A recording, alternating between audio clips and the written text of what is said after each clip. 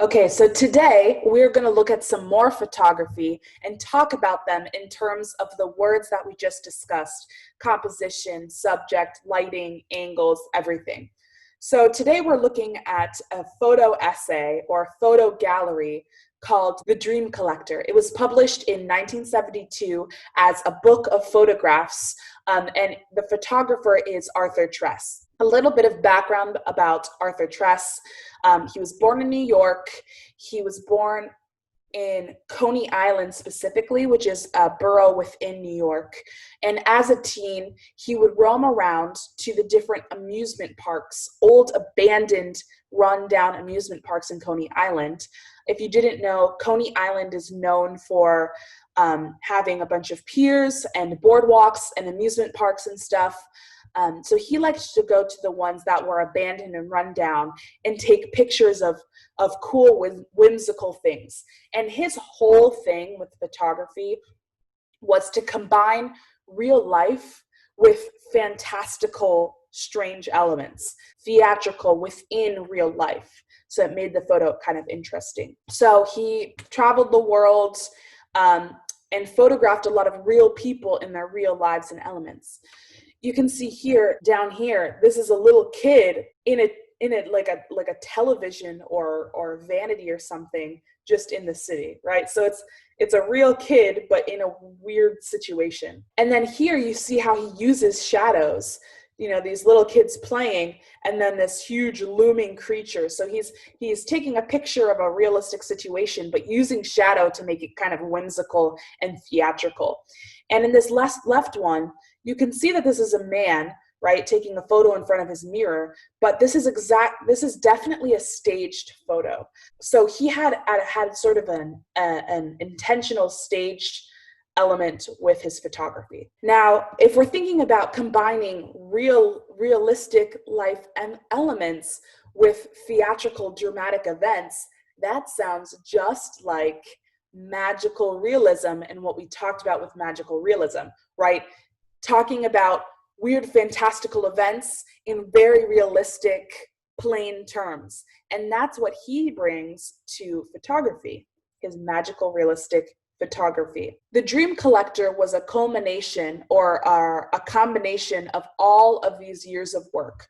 So in the 60s to early 70s, Arthur Tress loved to study the unconscious mind, right? What our brains do when we're not completely focusing. So when we're dreaming, and he grew very fascinated with learning about dreams, right? Because when we're unconscious, when we're sleeping, is when we dream and our minds are so lively. So what he did was, for a couple of years, he traveled around and he interviewed children. And the question he asked was, what is your most memorable dream? And then he would use those same children as models, right? And stage a photo representing the dream that the child shared. And at this time, this is very new stuff. What was very in the trends in photography at the time was taking photos of realistic things. Anything staged was not very popular. So his work was very new. The fact that he put this element in his photo and this one, and it was more like a model shot like we know today. Like if you look on the cover of Vogue or GQ, these are all staged images, right? And we get that from Arthur Tress's Dream Collector and his impact that he had on photography worldwide. So here is an art critic, Richard Lorenz, and what he says about viewing Dream Collector. He says, the collaborations covered divergent nightmares, from falling from a tower to being buried alive, to the humiliation of failing in the classroom. Other dreams included a variety of physical restrictions and claustrophobia, monsters at the bedroom window, and drowning. So this is his comment on the dreams that the children shared. So again, each image within the Dream Collector represents a dream that a child had, and the child themselves is in the photo representing themselves within that dream. Again, the Dream Collector was super influential, and a lot of the artistic photography we have in our media today can draw influence from how he impacted the genre. Okay, so we're gonna look at 6 images, right? There's so many images in Dream Collector, but we're just gonna look at 6 today. And this is a screen cap of the reflection sheet you're gonna be filling out. So after you watch this video and after you just take a little look at the 6 images, you're gonna go back and look a little bit deeper. So like for example, the first one is, look at photos 1 and 6. What events might have taken place immediately before and after the scene shown? So you're just gonna analyze a little bit deeper, and for each question, you need to use at least 2 words from the media vocabulary.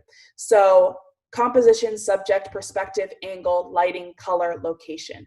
So you're not just gonna say, probably a fire happened. You're gonna say, in this location, you can see that there are burnt remnants on the walls. So I'm thinking maybe there was a fire. And in this other one, the lighting is pretty hazy. So maybe whatever happened. So incorporate that vocabulary into your responses, because that is the specific technical vocabulary that photographers use when composing and analyzing photographs. So we're going to practice using that today. So let's look a little bit about some of the photos in Dream Collector. So this first one is called Flood Dream. It's a boy who was taken in Ocean City. You can see a boat in the background, a dried up body of water, and he's on this house, this abandoned, destroyed house. You can see the shingles and everything. So think what happened here. Think, who is this boy? Think, what is he experiencing or feeling here? And think, what are you experiencing and feeling and understanding from this message? What is the angle? What is the lighting like? What is the setting like? The second image is Hockey Player, and it was taken in New York City.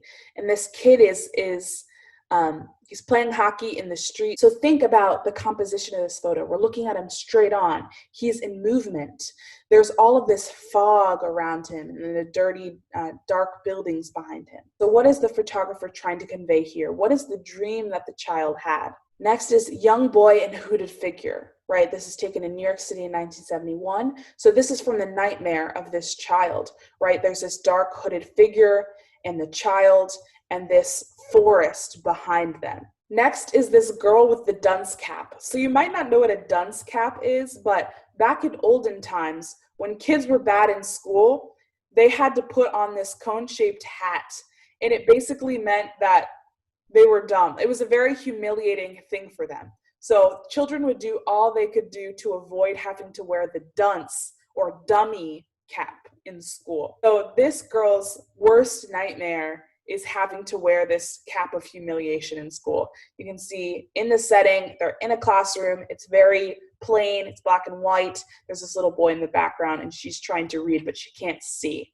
So keep that in mind when you're analyzing photos.